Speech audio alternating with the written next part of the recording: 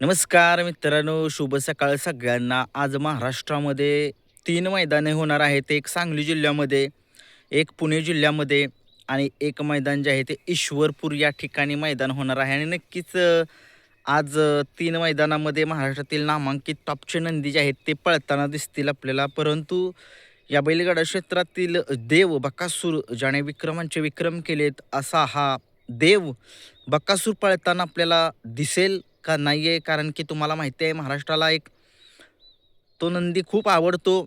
तो नंदी पळताना खूप लोकं बघतात, खूप एक्साइटमेंट होतात. कारण की कोणी तर जर बकासूर नसेल, तर कोणी बघतसुद्धा नाही आहे. म्हणूनच म्हटलं आपण आपला नवीन चॅनल आहे त्याच्यावरती थोडीशी माहिती देऊया बकासूरबद्दल, की बकासूर आज पळणार आहे का नाही? कारण की आज 3 मैदानं कोरेगाव या ठिकाणी एक मैदान आहे बघा.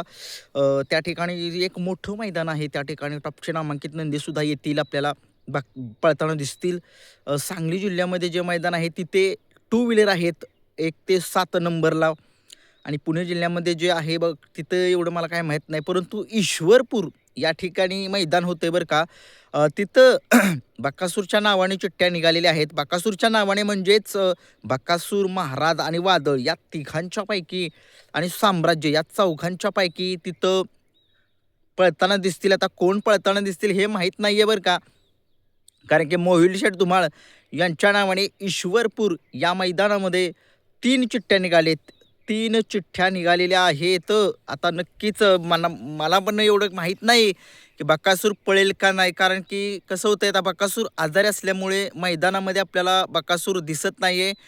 कधी दिसेल याच्याबद्दल तुम्हाला अपडेट आपण तर देऊयाच. परंतु बकासूर त्या बैलाने खूप विक्रमांचे विक्रम केले, परंतु थोडंसं आजारी असल्यामुळे बकासूर आपल्याला मैदानामध्ये दिसत नाही आहे. परंतु असू द्या, बकासूर आपल्याला दिसेलच मैदानामध्ये. जर आज तिथे जर ईश्वरपूर मैदानामध्ये 3 चिठ्ठ्या निघालेल्या आहेत.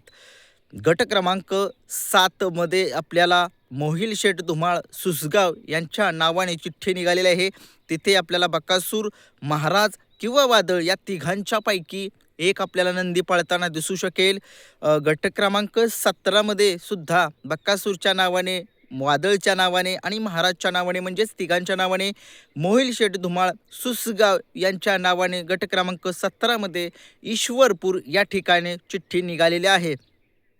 तसेच गट क्रमांक 19 मध्ये बकासूर, महाराज आणि वादळ, गट क्रमांक 19 मध्ये मोहिल शेठ धुमाळ सुसगाव यांच्या नावाने चिठ्ठी निघालेली आहे. म्हणजेच गट क्रमांक 9, 17 आणि 19 या 3 चिठ्ठ्या मोहिल शेठ यांच्या नावाने ईश्वरपूर या मैदानामध्ये निघालेल्या आहेत. आता बघावं लागेल कोणता नंदी त्या ठिकाणी पळेल. बकासूर जर पळाला तर बकासूर पळेल का नाही याच्याबद्दल अजून तरी काय आपल्याकडे अपडेट आलेलं नाही. आता बघूया त्या मैदानामध्ये महाराज आणि वादळ हे वेगवेगळ्या पैऱ्यामध्ये पळताना दिसतील की काय, आणि बकासूरसुद्धा पळताना दिसेल की काय, याची उत्सुकता सगळ्यांना लागलेली आहे. जर बकासूर जर पळणार असता तर काहीतरी अपडेट मला आली असती. परंतु जाऊ द्या, 3 चिठ्ठ्या आहेत. त्या तिन्हीमध्ये महाराज, वादळ तर फिक्सच आहे. 99.99 महाराज आणि वादळ हे वेगवेगळ्या पैऱ्यामध्ये आपल्याला पळताना दिसेल. राहिला प्रश्न बकासूरचा की तो दिसेल का नाही याच्याबद्दल एक प्रश्नचिन्ह उभं राहतंय.